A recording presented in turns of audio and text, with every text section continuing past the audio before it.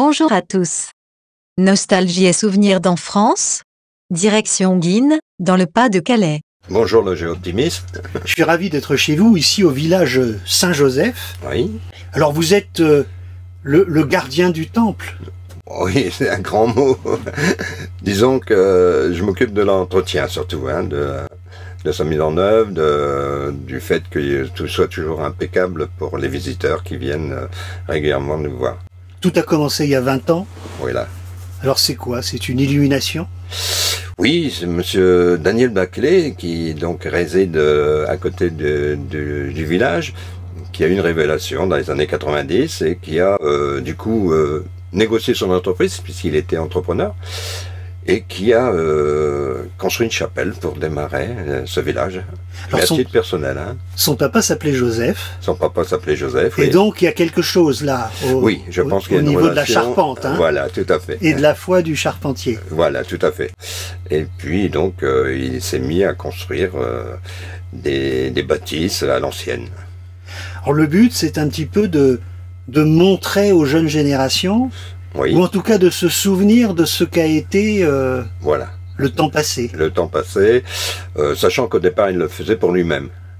Mais bon, comme ça devenait quand même un petit peu lourd à gérer, ça a été ouvert au public dans les années 95.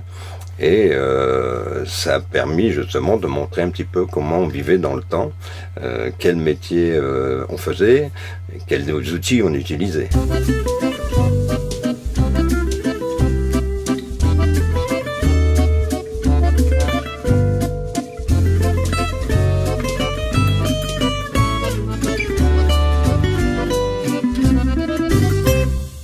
Et donc, ça s'appelle le village Saint-Joseph. Voilà.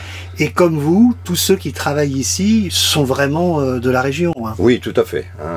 On est à proximité, à quelques kilomètres, ce qui permet d'être omniprésent et de bien connaître le patrimoine également. Alors, on retrouve des métiers disparus. Oui.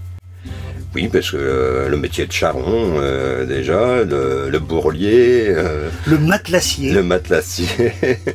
Donc tous ces anciens métiers que les jeunes ne connaissent pas, et que bon, les anciens ont pu connaître. Il y a également toute la partie agricole, avec toutes les anciennes machines, tous les outils qu'on utilisait à l'époque pour travailler la terre. Ça doit être un travail de fourmi d'aller retrouver tout ça. Oui, ça a été un travail énorme, à chiner, à aller dans les brocantes, à acheter, etc. Donc il y a eu énormément d'amas de produits pendant des années et des années. On se retrouve sur les bancs de l'école. Voilà, c'est la partie la plus nostalgique du village, où chacun s'y retrouve, puisque pratiquement tout le monde est passé par ce stade.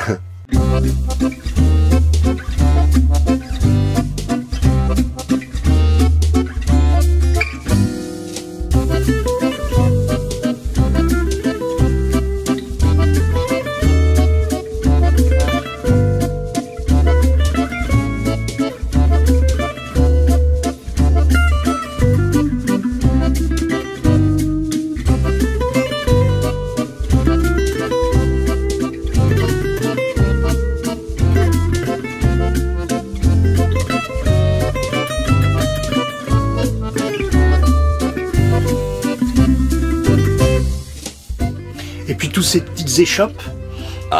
Le oui. Barbier. Le barbier, oui. Le barbier, le photographe, le boucher, tout également avec des matériels d'époque, qui remontent à plus de 50 ans.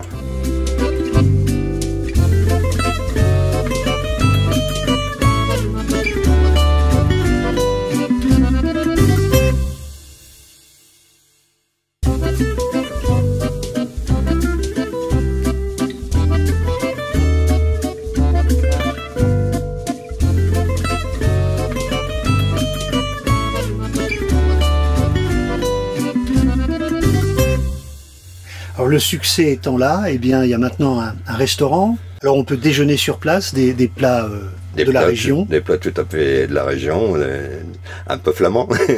Et puis boire la Joséphine. La Joséphine, oui, qui est une bière créée pour Saint-Joseph Village. Uniquement. Hein. Uniquement, tout à fait. C'est un brasseur qui ne fournit que ici. Qu'ici, voilà. Tout la à fait. Joséphine. La Joséphine. On voit qu'on est dans l'Artois. Hein. Voilà, tout à fait. Eh bien, que dire encore? Les camping-caristes peuvent se parquer sur un grand parking en journée, et puis pour ceux qui sont France Passion, la nuit, voilà, il y a un terrain réservé. Un petit terrain réservé avec tout ce qu'il faut pour pouvoir y passer une bonne nuit de réparation et continuer son voyage. Eh bien, bon voyage dans la nostalgie. Merci. Et merci à vous. Merci bien.